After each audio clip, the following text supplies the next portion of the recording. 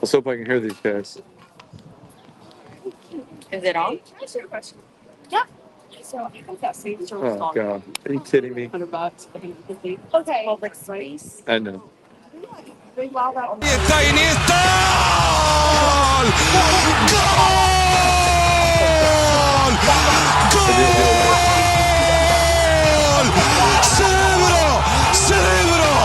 ¡Cerebro Iniesta! The doctor is now in. How you like me now? How you like me now?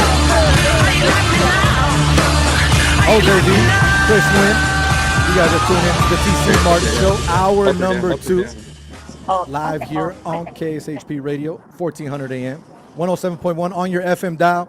We got our guy TC Martin joining us live on the phone here. It looks like he's at the beach, Chris. You were talking about that before we got on, and you were saying he's going to be at the beach. There's nowhere else. He's got to be there, and he's there. We had the C-Win, Jose Vellante, Marquez Superbook odds going on it, and I had a minus 250 that the doctor was going to be beachside, maybe belly up to a nice patio chair, and maybe have a food truck from Roscoe's Chicken and Waffles maybe close by that he was hitting up there as far as some beach action in a little SoCal, baby. I was loving it. My guys. I made the trip down to San Diego, man. I had an off day. And we got Padres and Mets tonight. So I got to stop by one of my favorite spots here, Coronado. And it's game time, baby. It's beach time. Let's go. You can't go wrong with that. A little gas lamp run on a Monday afternoon, my friend. Nothing wrong with that. With a little Petco Park action, Jose Vellante. Come on now. What's the weather like, though, Yeah. TC? Where are we at right now? Where are we at? 75 degrees and beautiful. 75 and beautiful, and you're over here on the radio with us. I would be in the beach somewhere having some fun right now, doing something, jumping in there. But, hey, TC, greatly appreciate you for allowing us to jump in here and do the show for you today and talk all things sports. What's up, Chris? We got Jose and TC. TC, let's start this off because breaking news just came down. Cameron Brink set to make Sparks' return against the Aces. This is 13 months, obviously, after tearing her left ACL, and now they will have one of the bigs for the LA Sparks is going to be in action against the Aces tomorrow night. Yeah, it's funny because Cameron Brink got injured, if I remember. Her last game that she played, we were down in LA, and she got hurt. And it's been unfortunate that she's had a long rehab situation behind her. I'm not sure how effective she's going to be coming back like this. But good for her. The Sparks need her. And I know a lot of people are excited to see her play. So I am too. Let's see what happens with Cameron Brink. But even if she's able to play tomorrow night, I'm not sure how many minutes she's going to get. So, Chris, what are you? I'm sorry, TC. What are you seeing from this Aces team right now with all the changes that Becky is starting to do? You saw what she did with Kristen Bell the other night, and it paid off. Jewel coming off the bench. Is this something that you expect to see moving forward for the rest of the season, or is it just her tweaking with the roster to see what she has?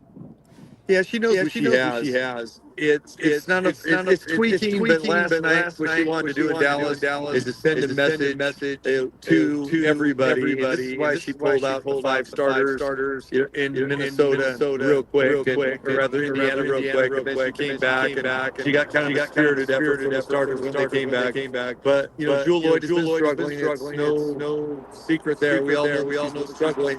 And I think you saw how well Jewel played coming off the bench last night. It's the first time that she's ever come off the bench maybe in her entire career, and definitely the first time she came off the bench with the Aces here.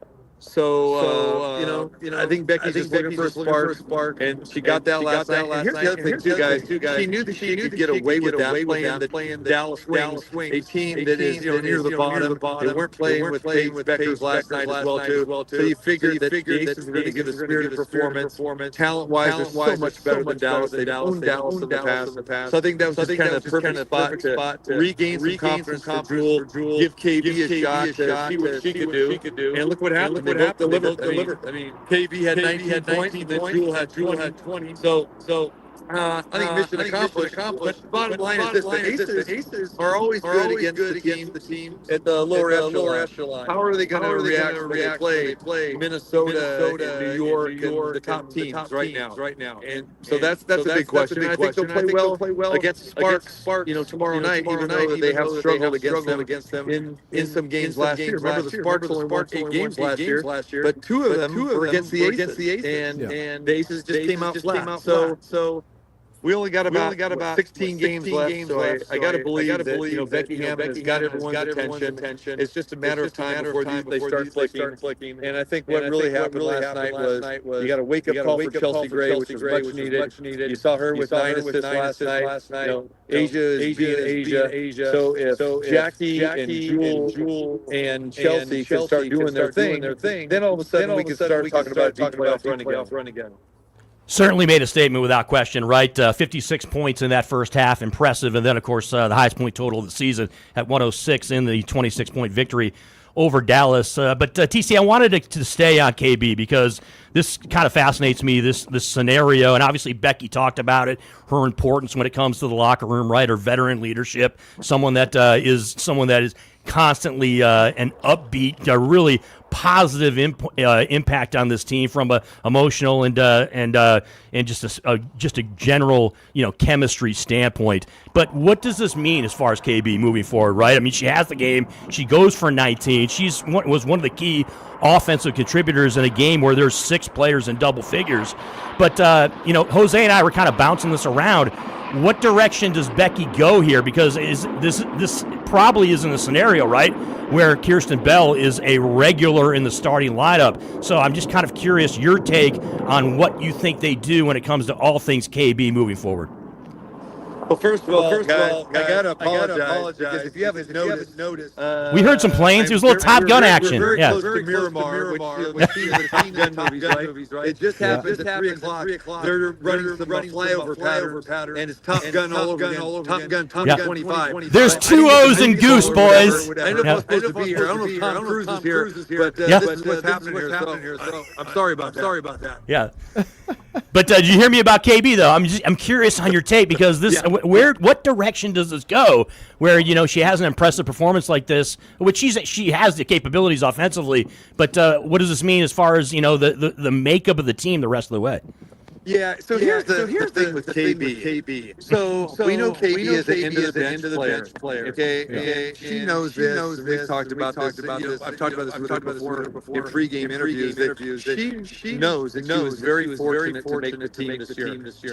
She was on the bubble, and we've seen her benched for numerous games just because of her defensive liabilities. So we know that she can shoot. But if you remember the game going back, it was about 4 weeks ago. It was a home game where she came in and she went 0 for 7 from 3 and just kept shooting early shots in the shot clock from deep. And Becky Hammond took her out, didn't play the rest of that game, and then she didn't play the next 3 games. So because the injury to Kia Stokes that happened last night actually was an illness injury, we only had 9 players last night because she wanted to kind of give Jules a little bit of a break and bring her off the bench. It was like, okay, KB, this is a spot for you. It's against a very manageable opponent. Let's see what you can do. I really think it was more of a one-off situation. Now, that's not saying that she might not get the start tomorrow night. I don't know if she will or not. But we know that in meaningful games,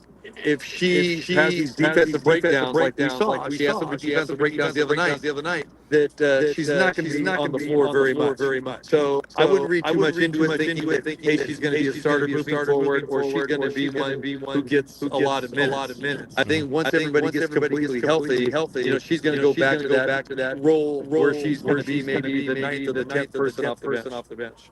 TC Martin, the voice of your Las Vegas Aces, and of course the host of the TC Martin Show, joining us live from LA right now. He's at the beach having a good time, kind of rubbing it in our face here if you're watching on the video there. But real quick, my question to you, obviously. I was lunch, guys, and I said, what am I going to do? I'm going to give you some ambience. I can't run back in a hotel room. Jose, he's not rubbing it in our face. Me, you, and Mark, we're in Vegas, baby. Come on now. It's not that. It's not Siberia down here. Come on now. But my question to you, TC. Obviously, and what I mean by this, I know we joke around. You get to travel. You're with the team. You're in different areas, different parts of the country.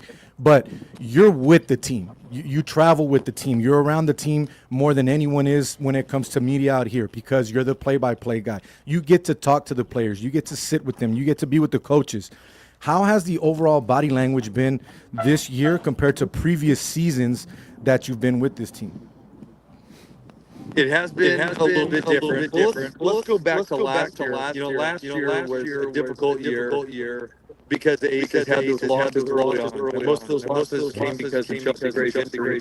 But remember, the locker room was much different too last year because Chelsea was going through a lot. She was going through her divorce, and a lot of media attention that she was getting, unwanted media attention. So that was a little bit of a distraction as well too. Then you come to the end of the season. The season didn't end the way the Aces wanted to. And Becky Hammond and Nikki Vargas decided they wanted to make some changes. So you knew coming into the season you're going to have an overall. But what you did get is a real attention to detail during training camp. And what we saw in training camp just really has not transformed into the regular season. Yes, Asia Wilson missed 4.5 games.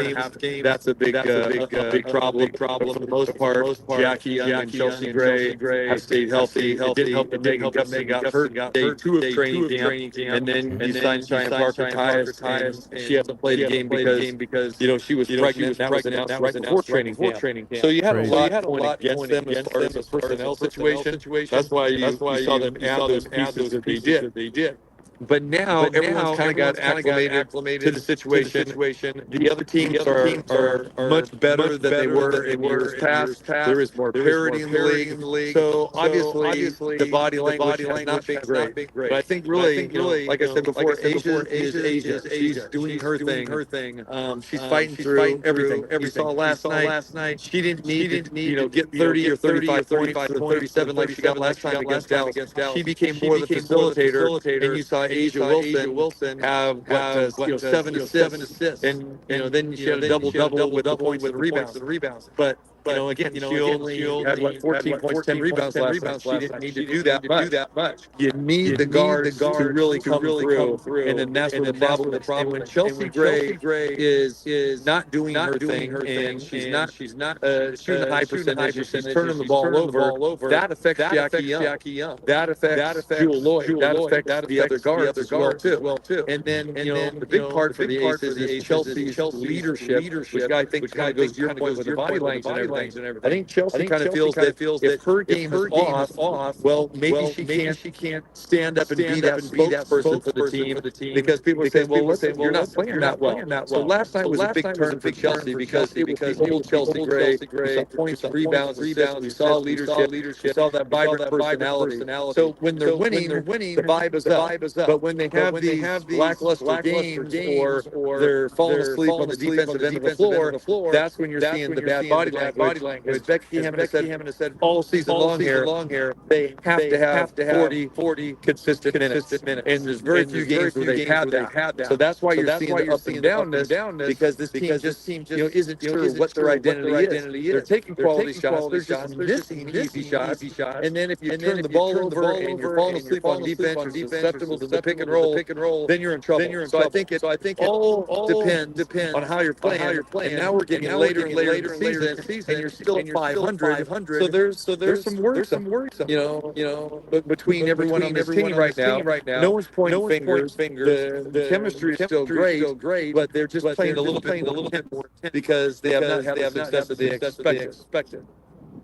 The Dr. T.C. Martin joining us here live from Southern California. He's getting set to call the matchup as the Aces take on the Los Angeles Sparks in the fourth game of a 4-game road trip down there. You can catch him down the dial with all the action play-by-play as the voice of the Aces. You brought up Megan Gustafson, TC, of course, right in this bench, and kind of the dynamics. You know Becky Hammond, you, Jose, TC, you guys know how she's wired. Even in a 26-point win, you know that Becky's thinking about things that can be tweaked and things that can be improved. From a bench standpoint, right, obviously Jewel Lloyd comes off the bench, is in double figures, scores 20 in impressive fashion. But they get 8 points, right, from the rest of the bench, and that includes Megan Gustafson as well as Dana, as well as Aaliyah. What do you think Becky is going to do with respect to the bench and maybe tweaking a few things, given that down the stretch they're going to need some production from their bench play. And we've seen what Dana's been able to do in games where she's been successful. We've seen Megan Gustafson, right, in points where offensively she can absolutely be a factor. What do you think Becky is possibly going to do, or what do you think Becky's mindset is when it comes to this bench moving forward? Well, if you go back especially 2023, 2022, they had a good bench. 2023, it wasn't so much that they won a championship despite it. Last year, the bench was a problem. Talking about it, right? Like, you need more production out of the bench. Well, I mean, still getting the number 3 seed, or number 4 seed, I should say. Yep. They end up working semis. If they play maybe anybody else, they get to the championship game. They win it. So I think they're used to not having much of the bench. That's why they did what they did this year, and they Megan Gustafson spent the whole offseason here rehabbing, just getting stronger, and then she has an unfortunate injury. So they start the season basically with no bench. And I don't they'll see because the starters haven't held their bargain up. We've had the inconsistencies, especially as the guard play. So I think Becky the bench. Not much production. They only suited up 9 players last night. So the Spartans are going to get the bulk of the minutes until Cheyenne Parker, Tyus comes back, and then Megan shows she's purely 100% and then can score. Then you're going to see both minutes going with the starters. I mean, sure, against Dallas and Connecticut, the lower echelon teams, Golden State, you'll probably see the bench get more minutes, and Asia and Chelsea and Jackie can get their rest. But you got to remember, and Jackie had been on minutes restrictions for the better part of the last week and a half or so. So they're getting more healthy. So I think Becky is thinking, I've got to go with my horses because we cannot lose any more games. We can't play around. We got more mulligans left here. So if the bench isn't producing, they're not going to see much time. And I'll quote Becky here. She always says, I'd love to use the bench, but as she tells them, give me a reason to play you. If you're not scoring, or you're not rebounding, or you're not playing defense, then you're not going to see the floor. Obviously, you got to spell your core four, but that means spelling means limited minutes. Until they can deliver like Leah and Dane Evans were doing earlier on, then they're going to earn more minutes. But if they're not playing well, you got to go with the you can't afford to lose games. You can't afford to have Asia, Chelsea, Jackie, and Jewel on the bench. Yeah. Straight knowledge, dropping bars, our guy TC Martin. TC, I got to ask you about the betting aspect of it, the betting angle. Is there anything that you're looking at? I'm not saying you're going to bet on the game, but is there anything that you're looking at tomorrow that you think this could possibly happen, whether it's a player prop, a total, whatever it may be?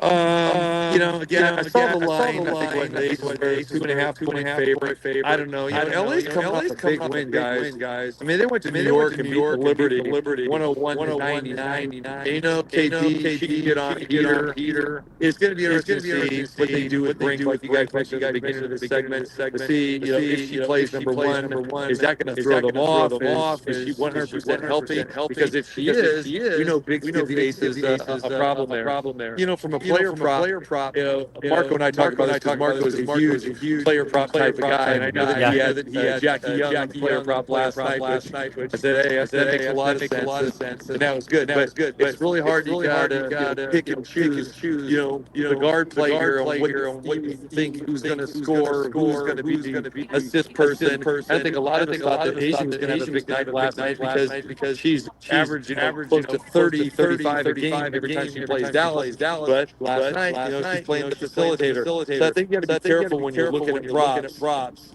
Even though there is some value because of the three guards that get the bulk of the playing time, their numbers are a little bit lower than usual. Because what the books do, they just take their average and that's it. So I don't know. Until I see those tomorrow night, I don't know. But I think you just got to be very, very careful because you can see Jewel explode one night, you can see Chelsea or Jackie explode. But then we've also had these nights where the Aces shoot 6 for 25. 24 from three. So if they're hitting the three like they were yesterday, then everyone's going to get theirs. As you saw last night, six double-digit scores. So I think I'm probably not giving you the answer that you want to hear, but to me, it's very tough to figure out this team. It's really intriguing, though, TC, from this game, from a matchup standpoint, given that you just brought it up, right? The Sparks get that 2-point win. Rakia Jackson hits that layup to win the game for them in New York, but now they're back home, right? And you've got this dynamic where you've got the Aces had that sweet win, right, in Dallas. They travel for the final game of a road trip to L.A., right? And a lot of the Aces players, I'm sure, aren't doing what TC's doing, getting a chance to kind of unwind a little bit, right? But but the point being is that it's the fourth game of a road trip, right, TC? It's the back, and then you're coming back home. Is there any possibility, if you just look at this objectively, of a letdown type situation for the Aces, given you're playing against a Sparks team, you're both teams are coming off victories, and it's the final game of a road trip for Vegas? The good news about this road trip is it's in LA and it's close to home. It's one thing when you're doing an East Coast road trip and you've got like a 4-hour flight coming after the game or the very next morning, and then you got to get ready to prepare for a home game. Coming up. And we had that back a week and a half ago. So I think that it helps that you're playing a familiar opponent, one that you feel that you are better than, and it's close to home, and you know that you're going to be sleeping in your own bed tomorrow night. So I think that plays into it. That helps. But on the flip side, all four games against the Sparks last year, when you played them twice here in LA, the Aces came up on the short end of it, and they were close to double-digit favorites in those games at LA. But anytime you've got Jerry Hamby, she's a handful, and of course she wants to perform well against her former organization, and now you got KP in the same situation. You got to be a little worried. Remember, the Aces lost the last two trips here at Crypto.com, so that poses a little situation. And then you get the Sparks a little bit of motivation. Hey, we just finished New York off on their home floor, so they're going to be feeling pretty good about themselves. And then getting Brink back, they're going to be pretty fired up. So it's all about how the Aces start. And Becky Hammond always talks about, I hate taking that first time out because she's been that first time out. She's not seeing what she likes on the floor. So we're going to have to see how they come out and play tomorrow night. And again, I don't know if Tia Stokes is going to be available or not because again, she had every intention of playing yesterday in Dallas, but she came out for the warm-up, and about an hour and a half before the game, and then she just had to head to the locker room. She goes, I'm feeling sick, I'm not going to be able to go. And again, that shorts the bench. So we'll have to see it, especially against a team that can rebound like the Sparks. Sparks on a 5-game winning streak. 3 of those last games were on the road, so that's a pretty good way to get back. They will be taking on the Aces tomorrow night. TC Martin will be on the call. TC, before I let you go, though, I need to switch gears with you and go away from the Aces, but stick to the WNBA. Chris and I had this conversation a few Sundays ago on another show that me and him did. I mentioned to him that when the Indiana Fever came to Vegas with Caitlin Clark at T-Mobile, with the whole spectacle and everything that was going on, to play the Aces, I was told by a lot of season ticket holders that I'm very close with, friends, other people that I work with, that they sold their tickets to the game. My question was, why would you sell your tickets? It's Caitlin Clark. You know what I mean? You're going to get to see her. It's amazing, right? She goes, it's nothing to do with her. She's an amazing player, but I would rather watch her on TV than in person. And I said, why? Their answer was the Caitlin Clark fans. I cannot be around Caitlin Clark fans because a lot of them are very nasty. They're very disrespectful. They don't necessarily care about basketball. They're just a fan of the actual player. You travel again, like I said, you've been to stadiums, you've been to Indiana, you've been around this.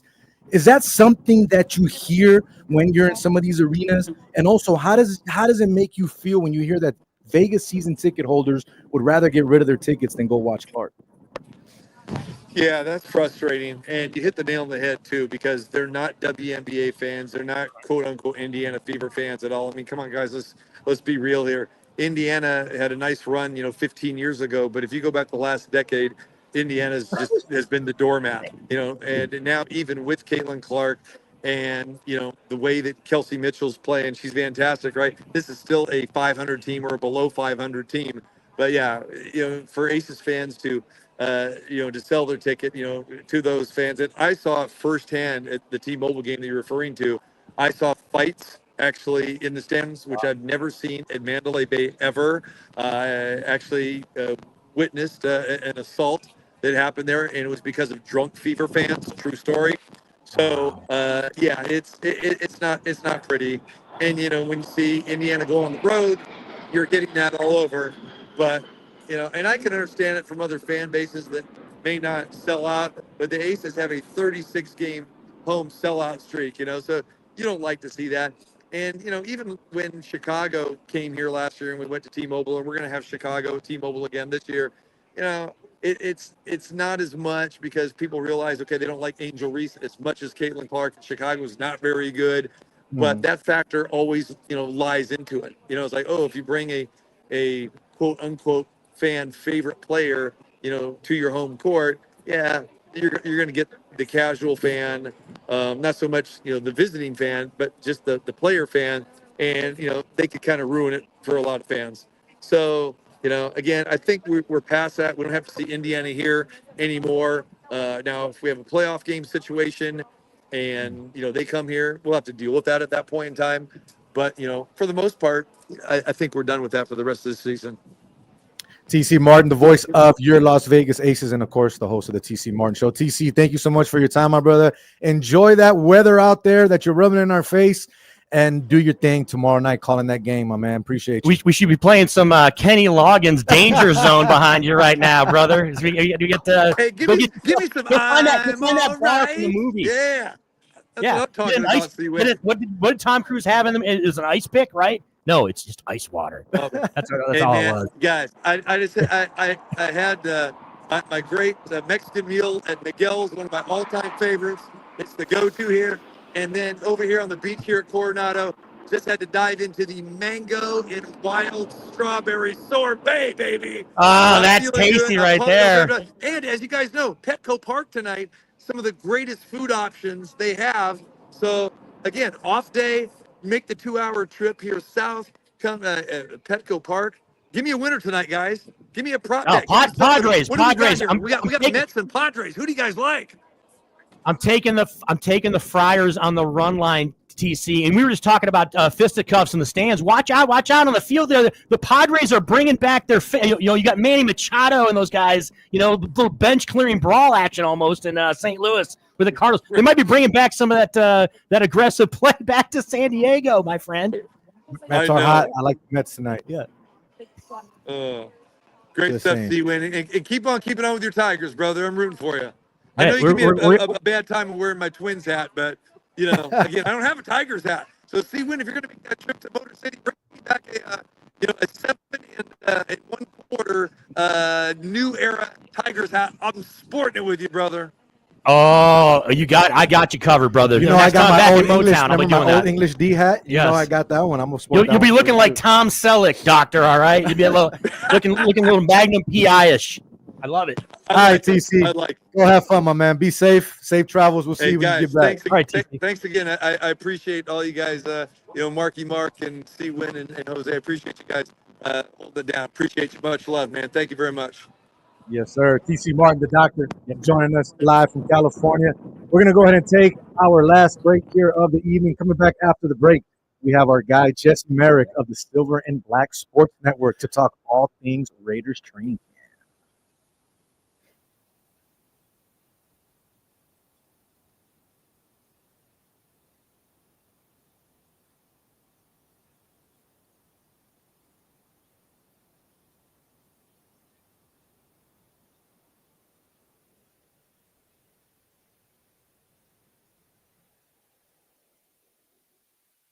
Football season is here, and that means it's time for the Super Contest at the Westgate, Las Vegas.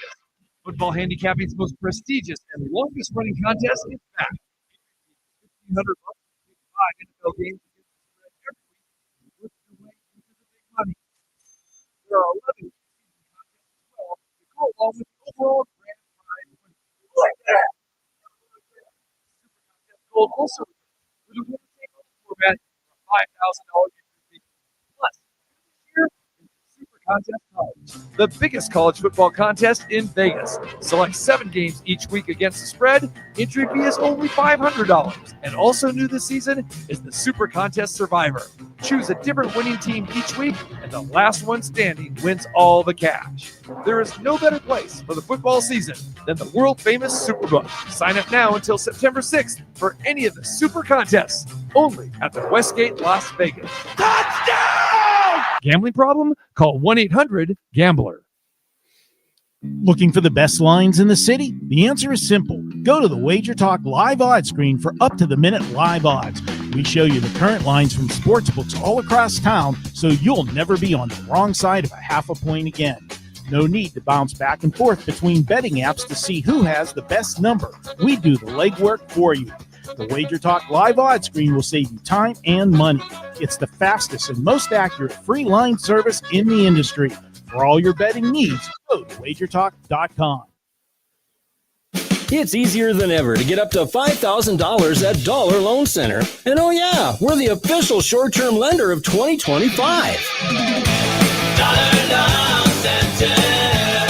No fees and no interest for a full week for all new customers. It's a great way to try us out. Consider it a 7-day trial period, and you don't even need to drive. You can get up to $5,000 in around 30 minutes at don'tbebroke.com. Once approved, we have instant funding available to the debit card or account of your choice. Fast, easy, and free for a week anyway. Plus, there's no charge to find out how much you qualify for and to apply at don'tbebroke.com. We even give you over a year to pay back, or you can pay it off early and save big. Stop by one of our many locations, give us a call, or check us out and apply online at don'tbebroke.com. Customer must meet the loan qualifications. To review loan qualifications, visit us at don'tbebroke.com. Certain limitations may apply. Loans are subject to approval. Free loan means if you pay off your loan 1 week or less, the interest is free. We're still required to repay the principal amount.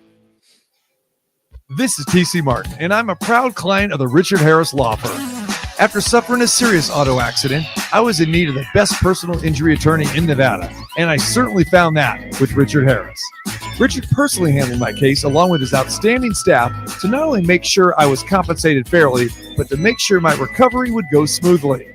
From selecting doctors and physical therapists to the overall attention to detail and care, I was completely covered and taken care of, all in a speedy time frame. If you happen to have that unfortunate accident, call the Richard Harris Law Firm at 702-444-4444. Led by a man who was raised here in Nevada, he and his staff will take care of everything you need. Plus, he is a Las Vegas sports dude. The Richard Harris Law Firm is the official personal injury attorney of our Las Vegas Aces. If that unfortunate injury occurs, don't hesitate. Call 702-444-4444 just in case. There is no better place for great food and fun than Slice of Vegas. Slice serves hand-tossed New York-style pizza, Italian pasta, and savory sandwiches. Slice is an official partner of the Las Vegas Aces and home of game day watch parties. Come to Slice and enjoy our big screen TVs, full bar, and laid-back atmosphere. Slice of Vegas, located in the shops at Mandalay Bay Place, inside the mall between the Luxor and Mandalay Bay. Come in and enjoy a slice of Vegas. Hey, this is Robert De Niro, and you're listening to the TC Martin Show. It's good.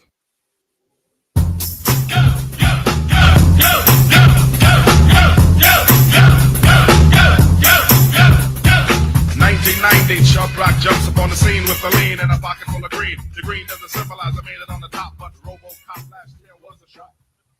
Chris Winn coming back to you live on a Monday afternoon here. You're tuned into the TC Martin Show on KSHP Radio, 1400 AM, and of course 107.1 on your FM dial, and streaming worldwide on the tcmartinshow.com. Make sure to go ahead and check us out there. If you guys missed any part of today's show or any parts of the previous shows that TC has had, make sure you guys go ahead and check that out right there. All the archives with the interviews and the amazing guests that he has had on. But now there's a lot going on in Vegas, Chris. Not just the Nighthawks football, but Raiders minicamp is back. Raiders are here in Vegas. Actually, yeah. Right? Training camp, yeah. Excuse me. Getting ready for the season to start and all that. Now, we wanted to have on our guy, Jesse Merrick, since he does all things Raiders right now, and he's starting a new venture. Obviously, he was on the show last week with TC. TC did tell me he had him on. Did a tremendous job as one of the guys over at NBC3 here in Vegas for a long time. Yeah, leading up to his venture now. And definitely, we like to show love to all of our local Vegas media that shows us love as well. But we're going to go ahead and get him on the show now. He's already on the YouTube, on the Twitter, on the Facebook Live, but we have him now on the radio waves. Jesse Merrick of the new Silver and Black Sports Network. My guy, we greatly appreciate you jumping on with us for a little bit today. How's it going out there? Hey, guys, it's going pretty well. I appreciate you guys having me on. You're actually getting the first sneak peek at the new studio setup I got here. This is my first go with a live stream, too. So I appreciate you guys letting me use a guinea pig on here to hop on and talk some Raiders football. No, I appreciate you jumping on, and not only that, doing the video with us. I know I hit you up last minute with it. Everybody knows I love jumping on the video. It just gives fans and people that are listening a different aspect of everything overall. But before we get into the Raiders and the training camp and everything going on, let's talk about your venture a little bit and where this all came to be. Obviously, when choosing a name as well, you got to be careful, right, because of trademarks and things of that nature. That was the first thing that stood out to me, was the name of what you have created here. Talk a little bit about what came of this and why you decided to leave NBC and go ahead and be independent. Yeah, hey, so, for the people out there that don't know me or weren't listening when I was talking with TC, obviously spent the last 6.5 years over at NBC out here in Vegas working with Brian. It was so much fun, honestly. The best years of my career. I loved it so much. But I'll be honest, I kind of just felt like I was just in a routine of doing the same things over and over again. I had been here for a really long time. And, it was always my goal when I got into this business to just cover football at some point. I'm a football nutcase. Every time I've covered football, it's always my favorite thing. And covering the Raiders has been my favorite thing over the last 6 years. And so, honestly, over the last handful of years, I kind of thought like, man, I'd love to kind of get into the independent space, create my own thing.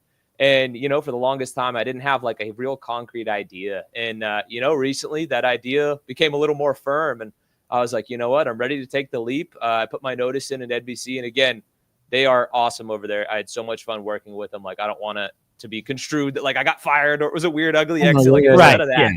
Yeah. A lot of people are probably thinking like, why the heck did this guy leave his cushy TV job to go do this? And honestly, like, look, I know it's a big risk starting a new venture, going independent, but like, this is something I really wanted to do. And I want to create something really cool to continue to just cover the Raiders, the favorite thing that, I've enjoyed covering so much. And so that's kind of where the Silver and Black Sports Network was birthed.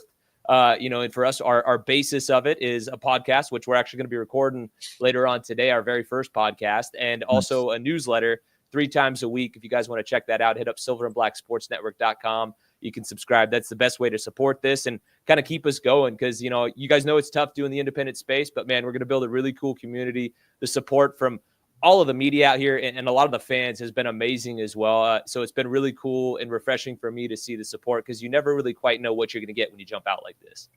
And there's certainly a lot of meat on those bones, right, Jesse, when it comes to covering all things Silver and Black and Raider Nation. So let's dive right into it, right? Training camp comes around, Mr. Merrick. You know the deal. Jose, you know the deal. NFL fans get gassed up, right? It's glass half full. Everybody's 0-0. All kinds of fired up. Now, Jesse, that's amped up even more here in Las Vegas, of course, because of some of the changes here with the Raiders. And, of course, that starts at the top with the head coach and Pete Carroll, right? A guy who his personality just exudes all kinds of confidence, it just all kinds of anticipation and gets everybody all types of fired up. So I just got to get your general impressions. The fact that Pete Carroll now at the helm of this Las Vegas Raiders team going into a 2025-26 season with expectations.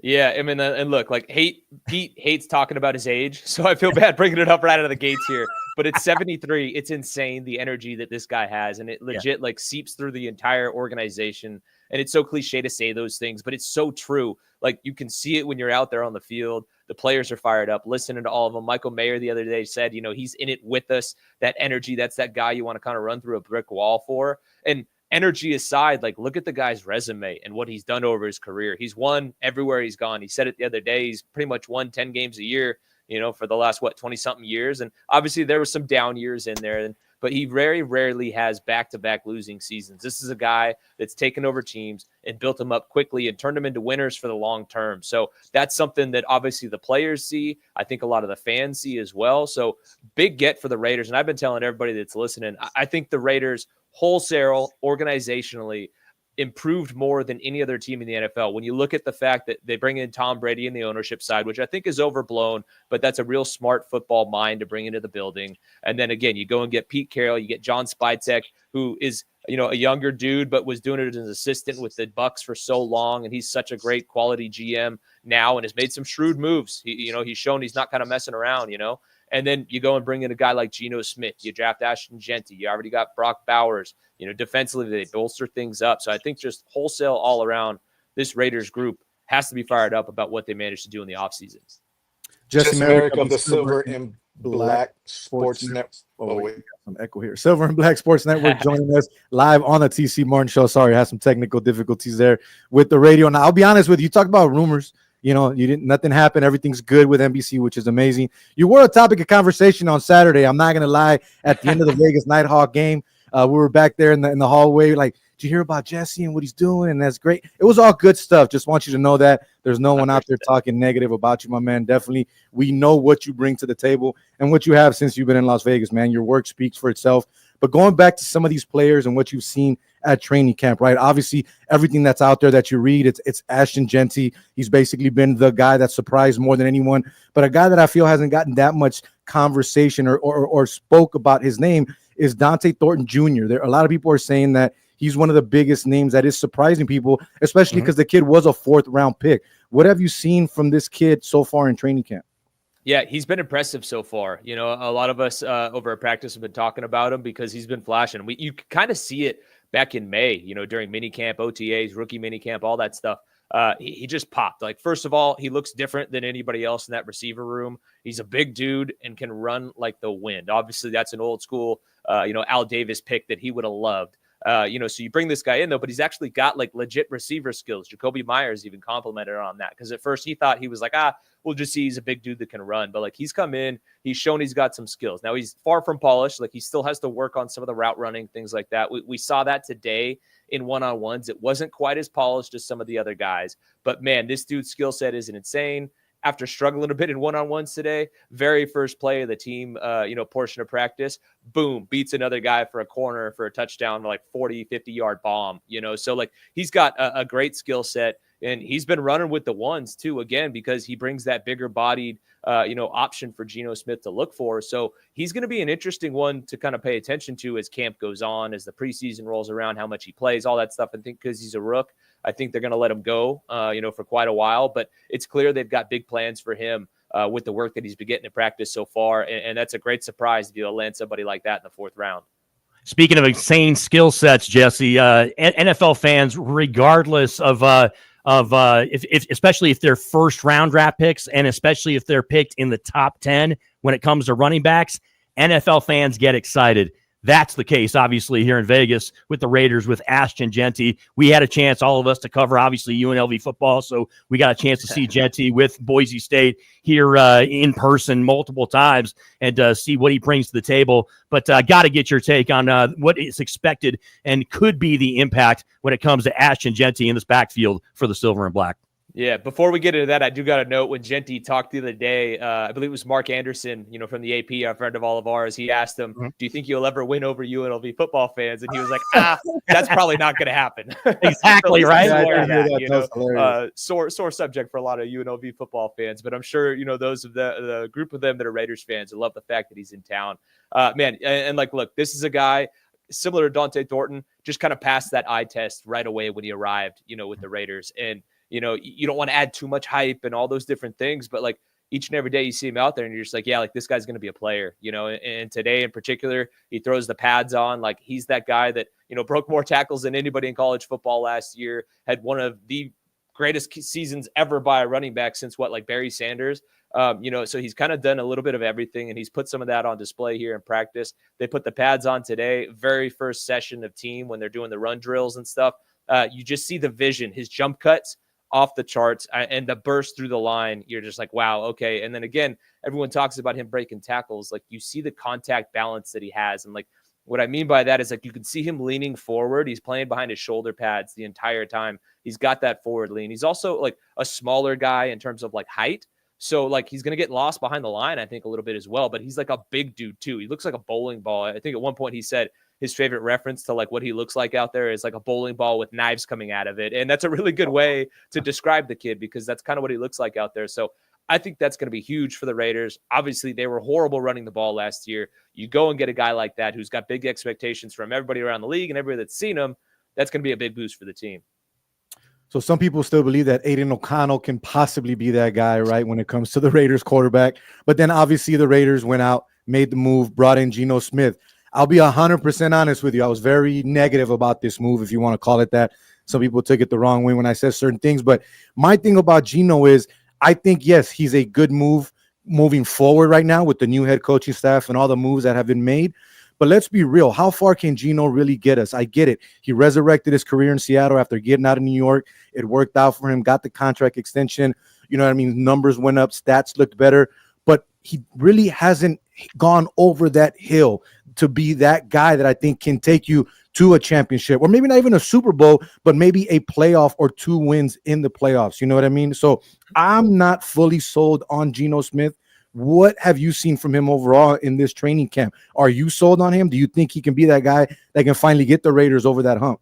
Yeah, see, look, I think everything you said is a fair criticism. You know, I had a conversation with somebody recently where we were talking about Geno, and I kind of have him in that like 12 to 15 range in terms of rankings of quarterbacks in the NFL. You know, maybe he can crack into that top 10, but that's pretty lofty. I don't know. But and the question or response from the person I was talking to about that said, can you win a Super Bowl, or can you win long-term with a mid-tier guy, you know? And the answer is no. Nobody in the NFL has really done that in recent memory. Like, quarterback is the most important position in sports.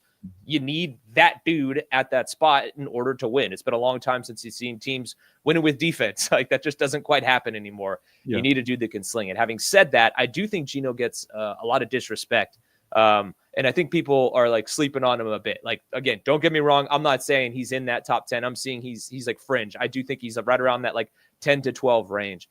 But when you look at how bad the quarterback play was for this team last year and over the years, this guy's probably the best quarterback the Raiders have had since Rich Gannon, which is massive for this team to be able to get somebody like that. And yeah, I mean, see, when you realize that's a long time ago, right? Like, that's a long time ago. You know, I mean, you look back to the Derek Carr years in 2016 when he was playing well, like, good quarterback play there. But I think Geno's better than Derek Carr proved to be over the course of his career with the Raiders, even though he's the franchise's leading passer. But I think so with Geno, what we've seen out there at practice, like, he's proven to be a guy that's, you know, solid, can make every single throw in the book, you know, and he's not afraid to put it up there and let his guys make a play. And he's been real steady, but there's also been some turnover issues as well. And I think he's just working through some things. Nothing insane. Like, I don't want people to interpret that like he's turning over all the time. Like, there's been a couple here and there where you're like, I probably shouldn't have thrown that one. But like, the pocket presence has been there. The arm strength has been there. Guys are raving about him. Guys on defense are saying, like, every now and then he's just going to make a throw where you just got to sit back and go, wow, like, nothing we can do there. Which today we saw multiple of those to Brock Bowers when it was like, hey, look, 2 dudes that are just legit and they happen to hook up. Great defense, but there's nothing you can do about it. So Geno's going to make some of those throws. The big question, I think, for him is going to be in the red zone, and that's something that will frustrate fans because that's obviously plagued this team for quite a while. Mm-hmm. And we've seen the red zone issues here pop up at practice from time and time again here. He threw an interception in the red zone today, had some jump ball issues here and there, but they're still learning each other. It's a brand new team, brand new offense, brand new quarterback doing it. Even though he played with Pete, it's a new offensive system. So I think give it some time, but I do think Geno is going to help this team get over the hump and win. And I think they can be in that 8 to 10 win range, which would be massive for this team. But I think it's going to be right around that 8 win range.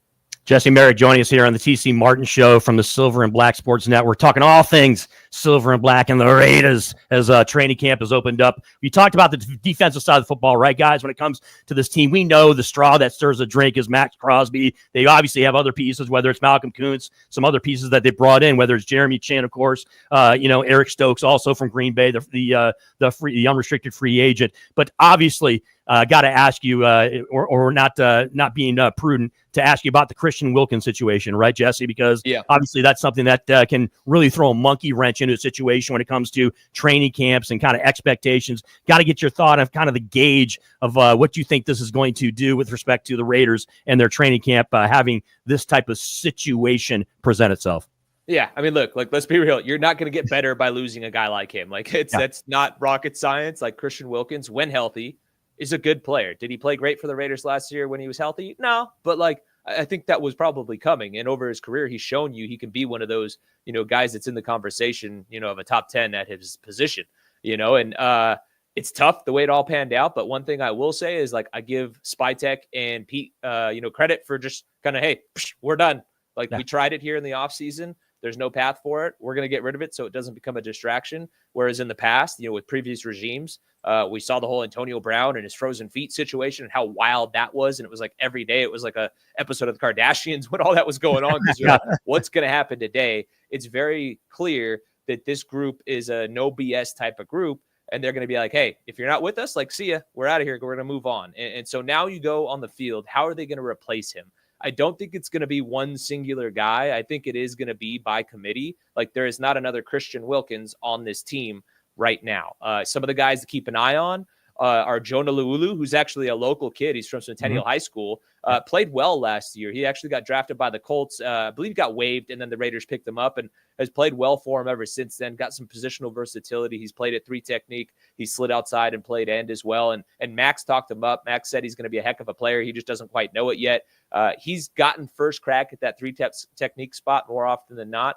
Tyree Wilson, the former number 7 overall pick a couple years ago, has gotten a look as well. And look, he's been, for the most part, underwhelming, but he's showing flashes here and there, and he's been effective when he was moved inside at times. And so Pete and them have talked about the fact that they're going to move him inside here and there and all across the line, honestly, but they're going to give him a shot, at that 3 technique spot as well. So I think he'll be a part of that rotation. There's also Lecky Fotu and some of the young guys that they drafted too, like JJ Pegues, Tonka Hemingway, other guys that are going to be in the mix. But I think Jonah and Tyree are probably the top 2 guys that'll be sliding into that 3 technique spot. And if they can play well, it's going to be a game changer for this defense, because look at who else they have on that line. Obviously, you mentioned Max Crosby. Malcolm Kuntz returns from injury. He was playing really well. And Adam Butler, who's probably one of the more underrated nose tackles in the league as well. So if they can figure out an effective replacement for Christian Wilkins at that 3 technique spot, it's just going to bleed back to the entire defense. And you got to like that potential, right, when it comes to that secondary as well, too, right? Obviously, some major changes when it comes to that side, or that unit in when it comes to the Raiders. But got to be pleased about Eric Stokes and the potential that he brings. And, of course, Jeremy Chin is kind of like that veteran guy back there. Yeah. I mean, Pete said it the other day, which was, we were all kind of surprised. He was like, this is the most talented and physically imposing secondary unit as a whole that he's ever coached before. And we were all like, wait, what about the Legion of Boom? And he even got a laugh and said, those guys are probably not going to like me saying that either. So I haven't heard anything from Richard Sherman or any of those guys yet, but I'm sure there was some wait a second, what did he say? But it is an interesting group. It's a mix of some vets and some young guys. You mentioned Jeremy Chin. He is a chess piece. He's been moving around all over the place. I'm really excited to see what Patrick Graham is able to do with him. And then you mentioned Eric Stokes as well. He seems to have locked down a starting role, unless something crazy happens. He should be one of the starters at outside corner. The big question is who's going to be the guy opposite him. A lot of guys are getting a look there. The rookie Darian Porter out of Iowa State, he's been getting a crack. He's a tall, lanky, very much Pete Carroll style corner. He really likes him, and he said, hey, we're going to give him a shot. And Pete has said so many times that he's not afraid to play young guys. So keep an eye on Darian Porter. DeCambrian Richardson, he stacked 2 really good practices back-to-back together, had a couple flash plays. He picked off Geno Smith in the red zone today, one on a jump ball in the red zone against Dante Thornton yesterday. So he's kind of stacking some things. He's gotten some opportunities. Jacorian Bennett, kind of a forgotten name back there. Obviously, he doesn't fit the height, weight, length profile that Pete looks for in those corners, but he could be in the mix. I've seen him take reps with the 1s, 2s, and 3s. So he's all over the place. I really don't know what to expect with how that kind of pans out, but a lot of really interesting pieces. And we can't forget about Isaiah Polamalu as well, the free safety who's now sliding in as a starter. That's a guy that's kind of been on the rise the last handful of years. He talked about it the other day. He was an undrafted kid, and he's had that chip on his shoulder, going in every day, hey, they're trying to get rid of you. They're trying to get rid of you. And now he's worked himself into that starting role. Real interested to see what he does. He's got that length, that athleticism, and he's looked really good. And you know what they always say about safeties? If you don't see him, getting beat deep, that means they're probably doing a good job. I haven't seen a ton from him because he hasn't been getting beat from what I've seen. So really impressed with him so far. But Jeremy Chin, I think, is going to be the straw that stirs the drink for this defense on the back end, just the way that they move him around so much. Jesse, greatly appreciate you for jumping on with us and giving us a few moments of your time. We're running against the clock here, but do me a favor. Let everyone know what they can expect from the Silver and Black Sports Network and where they can find all of your content. Yeah, hey, the best Raiders coverage you could possibly imagine. That's what we're going for, you guys. And make sure to hit up silverandblacksportsnetwork.com for our newsletters. And also check us out on YouTube at Silver and Black Sports Network. We'll be dropping our first podcast today in a couple hours. So definitely check it out. Thank you, guys. I appreciate having me on, too. And Jesse, Jose brought it up, right, about a lot of us, the chatter around town, right, when it comes to sports media. It's more about, news, right? it's more about we're going to miss Jesse Merrick and our friend Chris Magnum Chapman as well, too, at a lot of the other venues, right, because you're not going to be covering these other teams. So it's more about that. We're going to miss you, brother, like being out there and about at all the other sporting events now that you're going to be spending most of your time covering all things silver and black. I'm going to be missing you guys too, man. I appreciate you. It's been fun. But, hey, I'm not going anywhere. I'm still seeing you guys around. Don't worry about that. Definitely. We'll still keep getting you back on the shows whenever we're on. So we greatly appreciate you. Take care of yourself. Keep doing your thing, my man. We'll talk soon. All right, Jesse. All right. Appreciate you guys. Jesse Merrick of the Silver and Black. Where are they finish in the division? Jose, I'm going to ask you flat out. Where are they at in the division? Do they make it to the three? Do they make it to third? Do they make it to third? So look, I'm going to say third. I'm going to say a tight third. I'm going to say a tight third. Okay. Tight third. I think we'll go with that. It's kind of hard for me to say I think they're second, still fourth, but I'll say a tight third. I think Gino might. Because the Chargers can beat the Chargers can take that division, Mr. Vellante. A lot of teams can take that division. Yeah. But well, there's only 4 teams. So. That's what I'm saying. Yeah. A lot of teams more than one. But anyways, Chris, let them know where they can find you, my man, where you'll be at on all things social media. Yeah, you can find me at Christian Winn on X/Twitter. You can find me at CWin77 all over Instagram and beyond. You can find me up and down the dial here in Vegas, get a chance to talk sports. And it's always great joining Jose Vellante for a little TC Martin show action. You and Mark do a tremendous job. Yeah, remember, you guys were tuned into the TC Martin Show live here on KSHP Radio. If you miss any part of the show, tcmartinshow.com. The doctor will not be back tomorrow, but he is doing the show, I believe. He's going to be doing it from L.A. Should be back here shortly as well before the next Aces game kicks off here on Saturday, August 2nd. Aces will be back at home with a 12 p.m. tilt. So make sure you come here, hang out, have a good time. Coming up next, Jose Vellante, SportsX Radio on the way. Ken Thompson's off, but Ken's going to join me at the top of the show, Jose. You know why? Because we're going to dive a little bit deeper into this Emmanuel Clase story because it's huge when it comes to Major League Baseball and sports betting. And, of course, SportsX Radio, they focus on sports betting a little bit. So we're going to get into it. Just a little bit. So make sure you check me out, Jose Vellante, at Straight Bet Sports on all things social media. Thank you to our guy, TC Martin, for my co-host this evening, Chris Winn, Mark Hayes behind the big board, and all of our guests, Mike Davis, Jesse Merrick, and, of course, TC Martin. We greatly appreciate you guys. Drive safe. Don't text and drive. Don't drink and drive. I'm out. Frank, I love you. Peace.